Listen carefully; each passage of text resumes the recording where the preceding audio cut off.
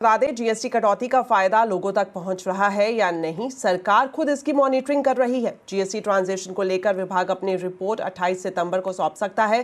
Details ले लेते हैं आलोक प्रियदर्शी से। तो आलोक, आपसे जानना चाहेंगे किस तरह से सरकार की तरफ से मॉनिटरिंग की पूरी प्रक्रिया की जा रही है, क्या वाकई कंज्यूमर तक इसका फायदा पहुंच रहा है या नहीं, तो कैसे इसका पूरा आंकलन करेगी सरकार?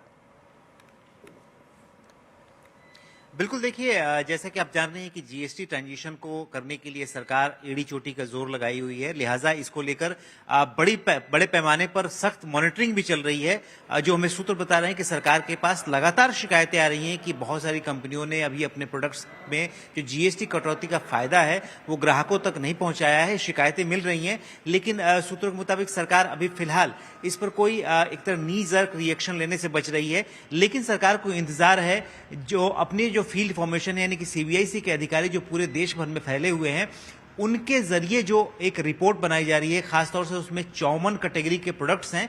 इन 54 कैटेगरी के जितने भी प्रोडक्ट्स होंगे उसकी प्रीज रेट कटौती के रेट्स और अब 22 तारीख के बाद के रेट्स, दोनों रेट्स को एक एनालिसिस किया जाएगा और एनालिसिस करने के बाद ये रिपोर्ट्स 28 सितंबर को सरकार को सौंपी जाएगी और उसमें जो भी गड़बड़ी करने वाली कंपनियां होंगी उनके खिलाफ एक्शन लेने की तैयारी हो रही है। तो कुल मिलाकर सरकार अपने अभी फिलहाल जो जीएसटी रेट ट्रांजिशन का रोल आउट है उसको स्मूथ तरीके से हो सके, इस पर ज्यादा फोकस की हुई है। हालांकि सरकार के पास शिकायतों का अंबार लग रहा है कि कई सारी कंपनियां रेट ट्रांजिशन का फायदा ग्राहकों तक नहीं दे रही है, लेकिन अभी सरकार फिलहाल इसमें कार्रवाई करने से बच रही है। लेकिन 28 सितंबर के बाद सरकार जो भी कंपनियां हैं उनके ऊपर नोटिस भेज सकती है।